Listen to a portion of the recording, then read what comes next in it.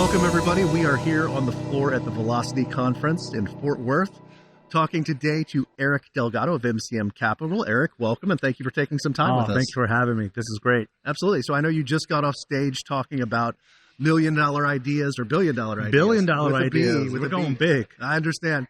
That was really great, just talking to a couple of entrepreneurs that are working on exciting new topics and ideas. And you talked a lot about how people can kind of tap in and how to bring those dreams to reality, and there's practical ways to kind of take it from an idea to something more. Right.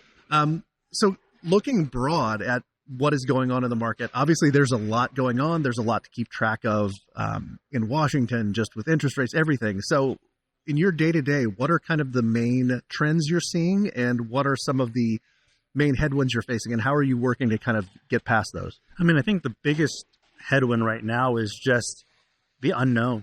A lot of people are really not sure of what's happening next. I mean, had you talked to somebody this time last year, they would have banked on the fact that interest rates were going to be coming down, and the Fed's going to be cutting interest rates, which the 10-year bond would be coming lower, and then the actual 30-year fixed interest rate for a mortgage would go from 7% to 6 to maybe even 5%.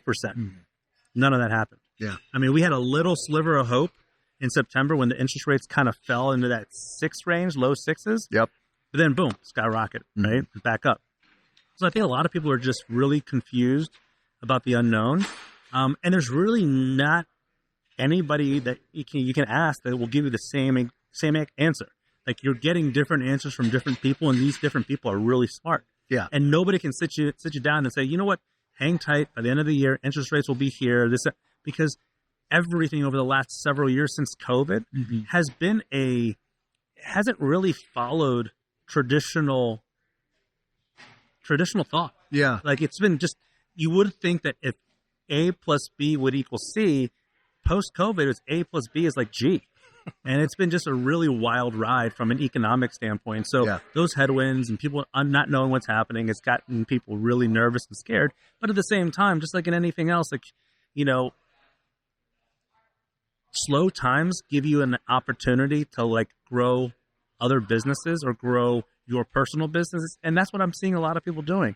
Like, maybe you're not in REO as heavy as you were 10, 15 years ago. That's allowed you the time to start expanding different verticals of other types of businesses that are real estate related. And that's what we talked about today. It was awesome.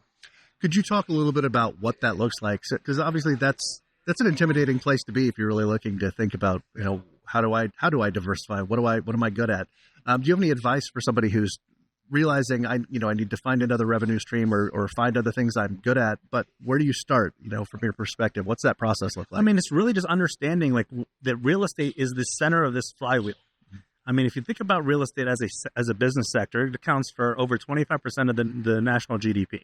So somewhere in the world, in the U.S., 1 out of 4 businesses are in some way, shape, or form real estate related. And that's something people have to acknowledge. Like, real estate isn't just a transaction. It's not selling a house, buying a house. It's, okay, great. Who's going to improve the house? Who's going to be the roofer? Who's going to be the plumber, the HVAC person? Who's going to be the landscaper? Who's going to help you with, property and casualty insurance? Who's going to, and the list goes on and on and on and on. And really thinking to yourself, okay, what am I seeing as a challenge on a frequent basis and solving for that challenge? Again, we talked in one of these sessions is, what's the problem and what's the solution? And if you can find the problem and then marry that with the solution, you might have yourself a business. In that $1 billion session, we literally had 2 entrepreneurs, one of which was a practicing REO real estate agent who said to himself, the problem is I can't get more listings, so let me solve for that by creating a technology. And now he's gone all in on that with iList technology to create a platform that's just crushing it in the marketplace. It wasn't because he just randomly selected being in technology. He just had a problem that he wanted to solve for. So if you find a problem and you can come up with a solution, there you have an opportunity to make some money. That's awesome. Well, I know you have been a 5-star staple for some time. I always see you at these conferences. This particular one, we're about halfway through the conference at this point. Have there been any real highlights that you would like to point out? Anything, just meetings with people or conversations you've had, new relationships? Anything? Yeah, I mean, I think that the special moments in the last day and a half have been interacting in a more intimate way with the people that are here. Okay. Like, granted, the big flagship conference is in September, a couple thousand people. It's really hard to even run into your best friends in the industry. Here, you're running into people that you may have never met before or seen before, and you're having real conversations and real dialogue and building real relationships. And I think that's what's special. Literally, the moment I got into the hotel to right now, I'm meeting people and I don't have people tugging at me. I don't have these meetings all lined up. It's just flying by the seat of my pants. I'm literally having the best conversations with people. And I'm just super happy that you guys put it together. Well, could you talk a little bit about your time with the force? I know you've been involved for a while. Like, what are, other than these conferences and those conversations that happen here in person, what are some of the real perks or success stories you've seen just from your time of being associated with the force? Look, I think the notion of success leaves clues is a big thing that people really need to hang their hat on, and not being unwilling to learn more. And the force gives the agents the opportunity to like think outside of their norm, like get outside of their comfort zone and start thinking about, how can I create a commercial lender? How can I create a commercial real estate company? How can I create, these partnerships and learn more about property preservation or fix and flip financing, all these things that you hear about, but you don't want to get involved with because you think you can't get it done.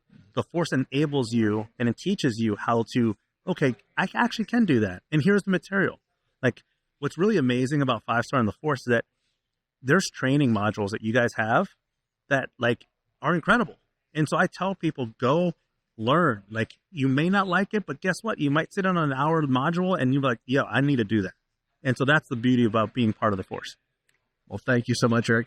Really appreciate your time.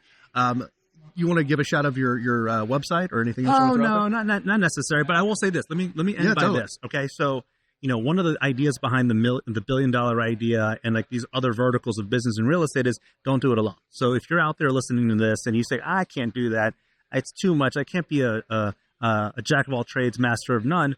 Well, that's the problem. You don't have to think that way. Bring people into your fold. Hire people, partner with people. We do have for those of you guys who know me, I do have an offshore company called izinga.net, izinga.co, izinga.co. We have amazing, incredible talent offshore, which is pretty brilliant. But at the end of the day, just take advantage of the opportunities that the 5-Star and the force put in front of you. Absolutely. Well, there you heard it straight here from Eric Delgado, and thank you for your time again, sir. Thank you. I appreciate you very much.